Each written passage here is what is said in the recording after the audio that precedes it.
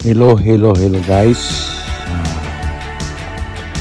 Sa to my all subscribers,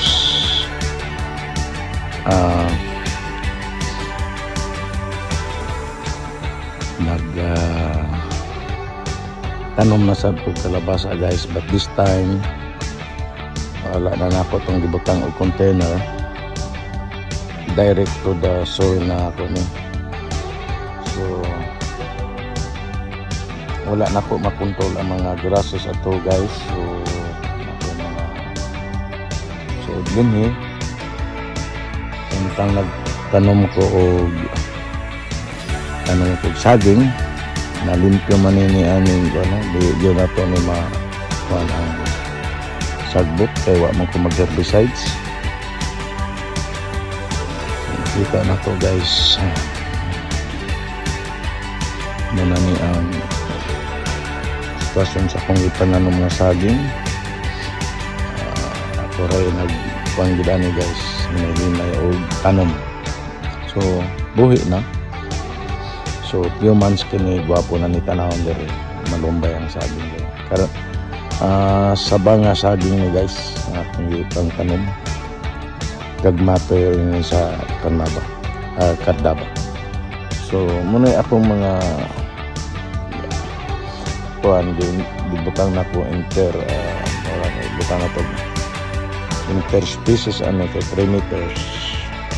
Nagtanom po ko kalabasa 1 meter apart. So lumbay na ko ni doon ako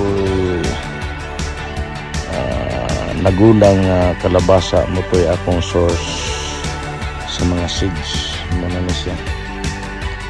So mananong pagkalabasa guys.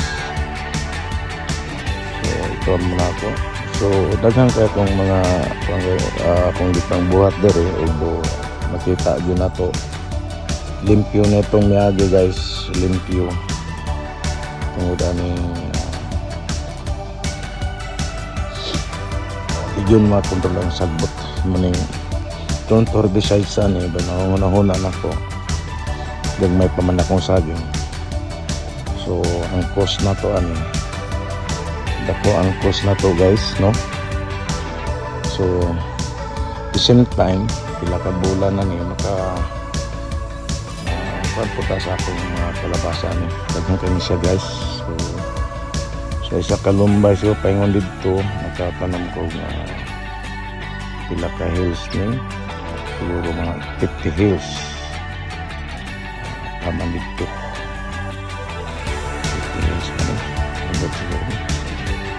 16 times 3 total na to 16 times 3 40 plus hills na namatay guys. So 1 meter na po namatay. Kanang mga punuan kada isa ka hill na ko sa pagtanom doon na sa duha. So mikatay na siya guys. So eksperimento pa na po ni ron sugod pa man tani daghan pa akong mabuhat masugod na ako kalabasa kaya nakita na ko guys less cost sa maintenance once nga mo ninaning tubo na siya. So dito ako sa punuan niya mag-fertilize. So nakuha na siya guys. So may ang tubo guys. So doon na po ko katanong po ko kanang kasaba na siya guys. So nakakita ko kanang source na ko sa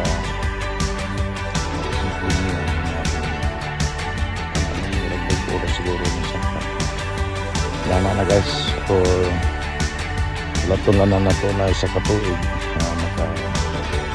kanatana guys. So bago lang ako kita naman alternate ko na sa weed control na to. Once matubo na siya maglisod sa bang sagbutan na makakuan sa lalim.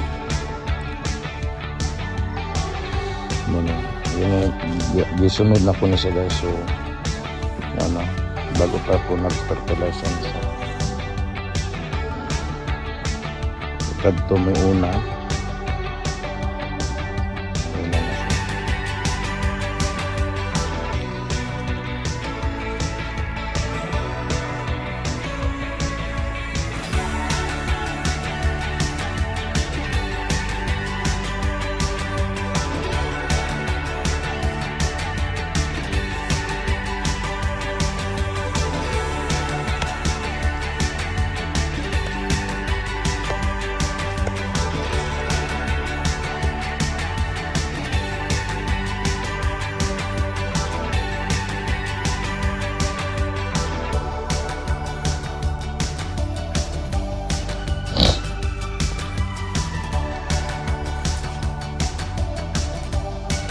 Ano guys, limpiyuhan pa na ako guys. So,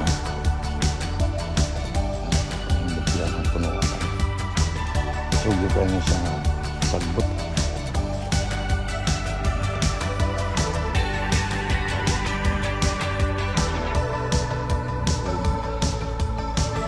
Nagsige ko. Nakita na ako na hindi raman makanat na mukanat ramay sa sagbutan kalabasa. So nakahuna-huna pa ni. So wala naman yung ko'y kanding guys, na-dispose na nako itong mga kanding nako. Muna yung gusto ko itong kanding kay makakita pag-away sa lingan. Kanang akong muna akong itong finish na ko niya. Naguba man good. Hari sa maguba yun guys kay kining mangawat kaning akong dabong. So close carded na ako nito guys. So ano sa tubo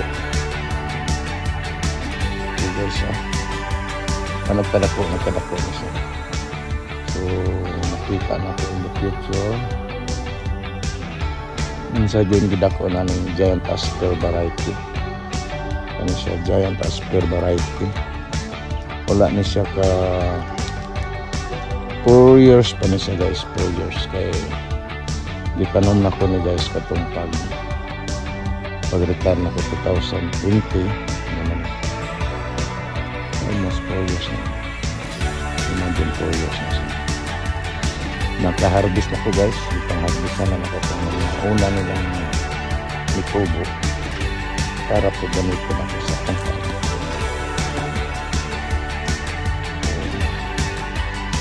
Dako kani akong development ano guys.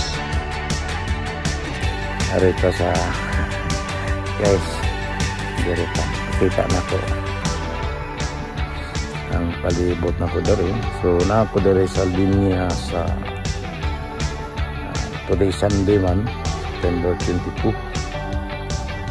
So nagsuroy-suroy ko guys. So muna niya ako gilimpiyuhan din ako ni guys. Sagbot na niya itong nagi.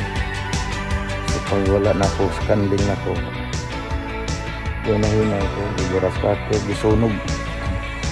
gisunog sa nako. Ang lalom ko, grabe dakong gasto.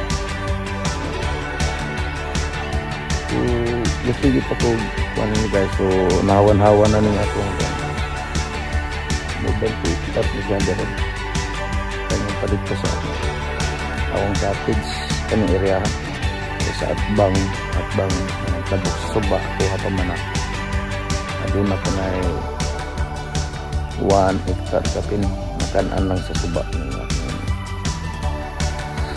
atong lupa. So good morning guys, kadala-dala yung ko ni sundang muna akong kaabag ron kay base na mga halas guys. Adukanon ko ning halas. Kinsa ko di mahadlo kong halas o mapakano. So muna guys, salamat guys. Nag-update lang ko sa akong farming activities. So daghan pa na akong mga earlier din nag-grips ko din wala dyan. Ang butaasan na to akong mga grips. Dimunta na mamatay. So, na-abandon lang ako guys atong after typhoon audit. Wala na. So, diha ko katong nag-resbit siya. Kita ko naman mo. So, i-revive na ko guys. Mga hinahinay lang ng tag. Anong tag mga gulay, spice, kanang atsal. Wa man mo angay ang kuan diri guys kanang butuwa siguro kung akong variety nga napalit nga kamatis o mga diri. Experimento sa ko. Ako mong kuan guys sa padayon natong development sa akong farm. So kita na to guys pangyo ko dere guys kanang gasunog. Medyo wala tay gasto. lighter dan tungod sa kainit akong ginahinay o ako ipakita dito guys. Gapon guys, init pa hapon ako nang di sunog. Kita ninyo guys natay uban din na sunog. So malaya man siya din na pod bago lang ako ni malimpyo tanawa. Grabe kana bugang na sagad bugang. So gahina-hina man po kog tanom din once na magkuang kog naglinya na ko ang ilong dere sa akong kawayan mga distansya na 3 meters ang distansya. Ano siya nakatanom na ko dito linya na hinahinay ko guys. So 3 rows siguro din para dito tunga muna akong guys muna akong i-revive katong mga resbed na siya. So makita na to guys. Dako pa kayo nga kuhan. So pakit plano ng uban. So makita na to akong kawayan no. Muna ni ang giant asper. Ano giant asper. So na naman ko diri. So sige na ko i-monitor ang mga dabong guys. Nobserbaran ako ng klase nga kuwan. Kini nga klase nga kawayan. Anak po sa newly grown nga kawayan adto siya mo dabong. Dili pareha sa ubang kawayan nga mo sulbot lang sa mo kuan lang sa yuta no. Kini siya dayon. Pero skided po sa mo dabong. Kita na ko dito. Kanila siya. Dugay ka siya guys, dugay ka na. Hindi mo patay na guys. Yan akong update farming ako karon, apil niya ako mga kawayan. So muna akong style karon para makamino sa gasto. Gisunog na ako guys. Kumbaga kaysa una diri o kuan guys so pagbuton gini kayo kani ako po di dalan-dalanan lang ako para dili mapil nga akong kawayan pagsunog. So muna akong full bamboo na-apil kay ako na lang gikuan guys kaya mga airlore na banana. So hindi na to makatar dagan siya. So akong na-apil po sa sunog. So ako na siyang tutlon dan mo saha na magyapon na siya guys. So i-rehab na ko ni nga saging para dagko makapantag dagko nga sabara ni siya guys. Saba i-rehab na ko. Medyo nagtaligsik guys. Ang init. Tama na ni guys. Dako pa jud ang development na to guys sa atong farming activities. Ako mo lang dito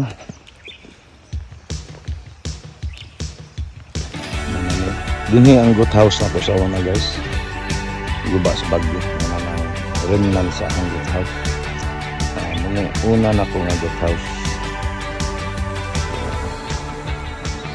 Atin sa course of experience sa aking farming activities. Guba. Mga sin-ano wala na. Tuwa na sa silingan ng mga sin-ano. Or ng lupad. Nanak mo yun lang sa Baguio. So anak ko makatar. So dito muna akong problema guys ng akong kaabaw. So ay kaabaw ko. Tanto na sa border na. Kaya magguba lagi ng akong kansa guys. Akong kaabaw dito. Ganyan kami doon. So doon na nasa tubig guys. Kanada dito kan muna doon naman ay sapa-sapa. So ginahin na lang ako kuwan. Pag init kayo guys, so init kayo maka sunog ta. Kung ulan yung tayo mahiman tubo na sa siya. Ako lang nag-control ang sagbot kay anytime maka-planta. So muna yung mga expansion na to, area of expansion siya. Nakasulod paghapon siya sa kural na to. Ang kural na ko taman pa dito guys, ako na may lobby.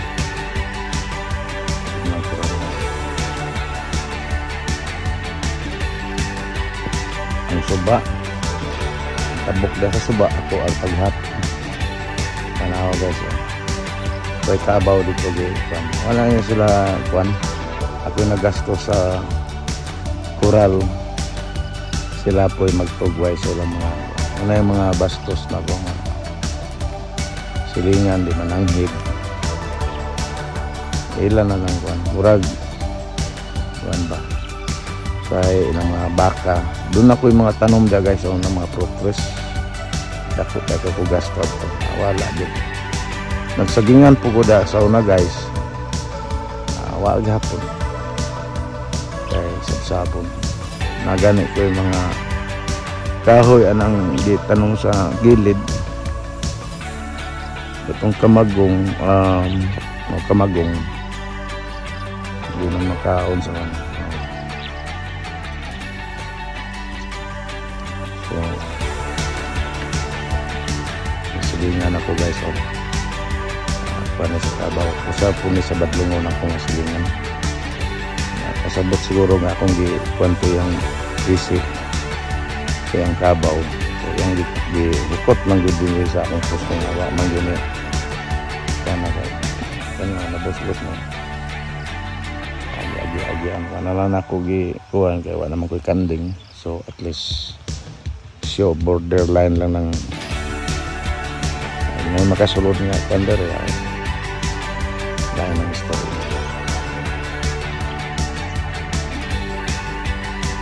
Guys, mura to guys no. Salamat ka update ko. Ulan-ulan taligsik ko. Okay rani kay baligo man sad ka. So amdaot akong mobile ani. Adalayo ko ni guys oh. Kanay mo gamay ra ba ni. Aw may halas aming maggara-gara dako. Kini. But wa pa jud ko kay encounter pagkuan ako diri. Muta akong farmhouse dito, training house yung tasama sa ETI. Ako kita yung background ako. So arita sa mga lumbay ng kawayan kanong na kong full bambong at yun ipalit na dyan magpus lang yun huwag mananong arita may dere guys kay munang ako kato dito likod na ko munang tayo ng training house gwapon tani guys. So nagoy source tubig dagang patog mga himuong development ani guys. In the future, wa pa man ko mo-surrender ani kuan guys, agriculture. So hina na lang ko. Ako na nag-unay-unay ni guys, no. Ako na wa ko'y tawo, puyo dere. May problema. May problema silingan ani, basta di man ta marites silingan, no, para di tama kita gaway, no. Oh, dito guys, kita niyo guys. Oh, daghan pa ang development na ni. Gitor lang muna ko gamay. Kadyot. Sa akong gipang buhat dere sama sa yung pagsunog sa sagbot. So doon na po na sa advantage mo naging mga itong carbon farming. So kuha niya nag-abuno sa lupa.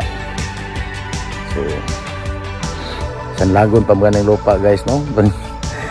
Para ka-produce aning tawag carbon. So sanlagon sa kayo sanlagon. So magimutag ka ng ang uban, magimutag ka ng soil, no. Soil ka ng tawag na to seedling soil. Ubang style na ilang sunog ang kuwan na lupa. So dagang kayo. At the same time, mag-advantage siya po na. Pandili na ito makontrol yun ang sagbot. Gawas o tibok tuig mag-herbicide. So, sama sa mga plantation, dagkong ang mga plantation, bitang herbicide na. So, makita na ito. There is advantage. There is also disadvantage. Kung kumpanya may problema o makuha ng lupa, kaya naman sila magitawag na ito soil engineering. Butang ng mga nutrients ang lupa. Kasi ugad po ito sa mga plantation dagko, pinya, kasagingan. Ilan na nang herbicide ang lupa na. To control the grasses.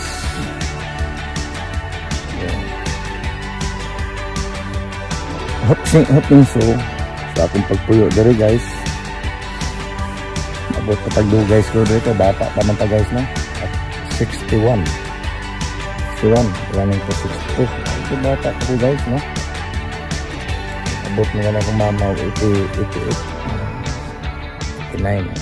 49. So mabtan pa siguro ako na. Basta wala tayo bisyo lang na to kining vlog. And guys, salamat guys sa inyong kanunay. So yun na, ipakita na ko itong kalabasa. Madaghan po ito guys. So madyo nakatanom ko mga 100 hills. So, grabe na puno na akong mag-harvest pa na, puno na ang pick up na guys. Baligya na ito nagkuhan, barato mo yung kalabasa, yung dagkuhan. Nakabaligya tag 25, ako na kaya na. Masahay, ma-discourage na, mabot pag yung 10 pesos per kilo. 15, andere.